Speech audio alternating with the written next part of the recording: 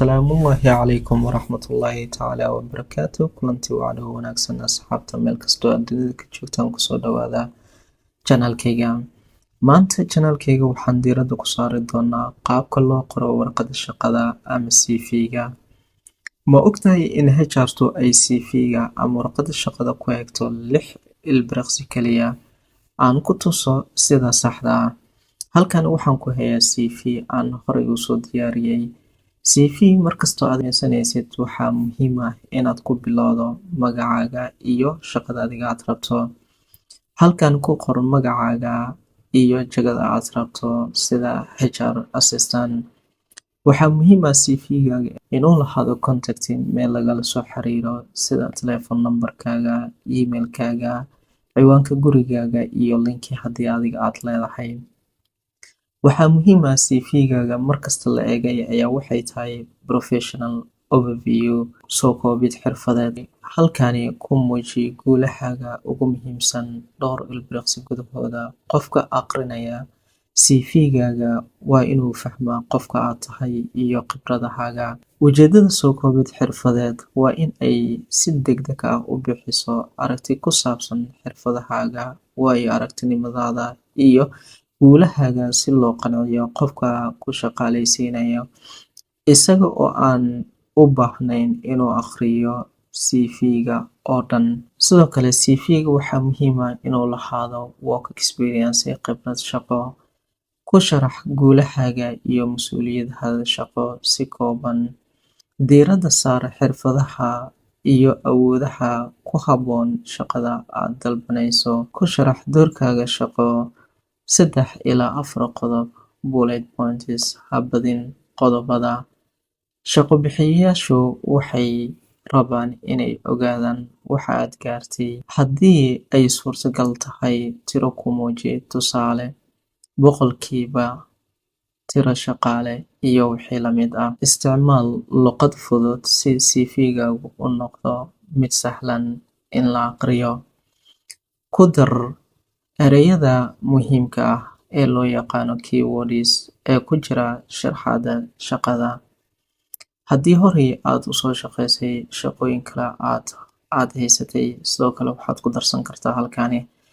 Ku sharax guulahaaga iyo mas'uuliyadahaaga si kooban. Noqo mid sax ah, ha qorin faahfaahin dheeraad. Muuji guulahaaga adigoon buubuunin. Wareysiga ayaa lagaa weydiin doonaa.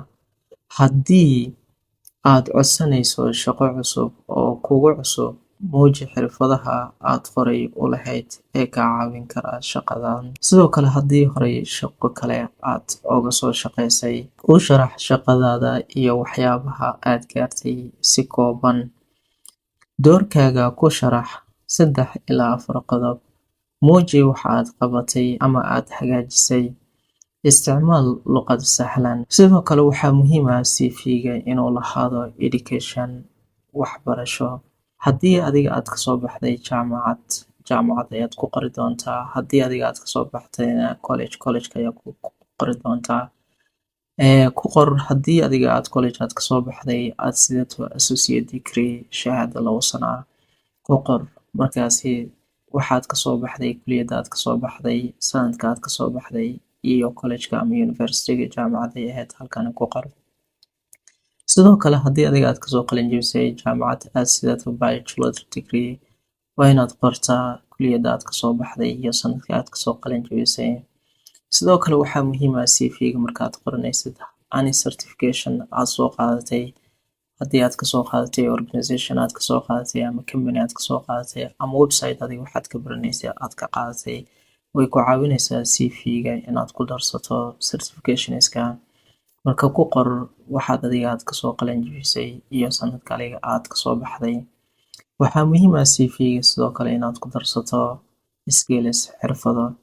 Xirfadahani waxay kaa caawin doonaan shaqada dhan walbo haddii ay tahay la xiriirida dadka, la tacaamulka iyo xirfadaha kombiyuutarka. Skills-ka waxaa ka mid ah sida communication skills. Haddii adiga aad leedahay xirfad la xiriirta qaabka dadka loola tacaamulo ama loola xiriiro kale, waad ku darsan kartaa.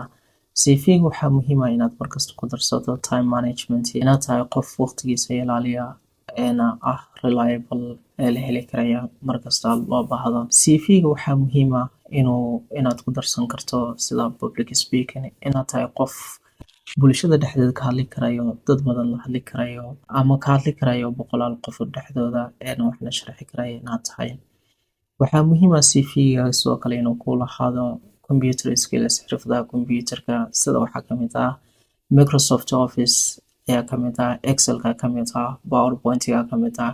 Xirfadaha computerka marnaba ha ka tagin ku darso sida waxaa kamid ah spreadsheets-ka oo kale ku darso, dhammaan way ku caawinayaan, ha ka tagin, waa muhiim.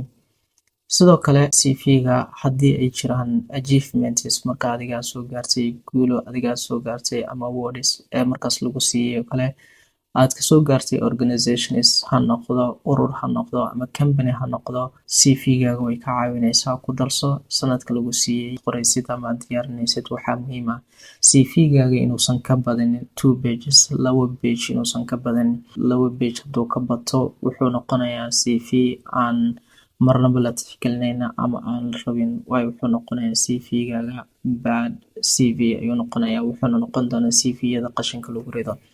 Marka CV-gaaga si uusan u noqonin kuwa qashinka lagu daro, waxaad ku koobtaa 2 page, ha ka badin 2 page, in ka badan CV-ga ha qorin. Waayadii hore waxaa la qori jiray ilaa adiga dhowr page ayaa la qori jiray, laakiin hadda CV-ga inta badan dadka waxaa lagu soo koobaa waa 2 pages. Marka waana muhiim CV-ga markasto adiga CV aad qoraysid professional overview-ga si fiican iskaga sharax, ku muuji xirfadahaaga, ku muuji qiimadaada, ku muuji xirfadahaaga, ku muuji guulaha adiga aad soo gaartay. Waa muhiim, waayo CV-ga badanaa HR-ta waxay ka eegaan qofka professional overview-giisa hadduu qancin waayo, waxay aaminsan yihiin CV-ga inta kalena inaysan qancin doonin. Marka ku dadaal CV-ga adiga aad qoranaysid professional overview-ga inaad si fiican iskaga dhisto, ka taxadirto, ha fududeysan, ha isdhowrin markii CV-gana maanta intaas ayaan kusoo koobi doonaa. Insha Allah tan xigo ayaan ku kulmi doonaa haddii Ilaahay yiraahdo. Aragti dambe oo xiiso leh insha Allah. Sidaa iyo nabadgelyo.